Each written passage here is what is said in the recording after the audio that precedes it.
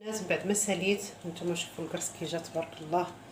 نتمنى تجربوها البنات، يستحق تجربه، جا رائع البنات، محمر من الفوق ومن التحت. هانتوما البنات نتمنى تجربوه.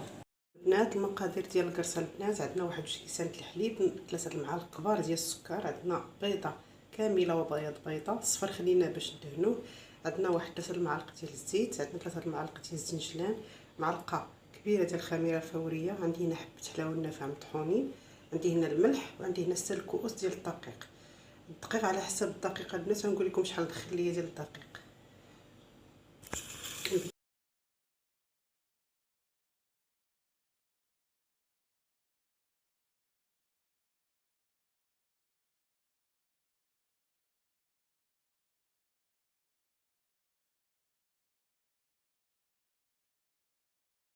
بعد ما اختمرنا العجين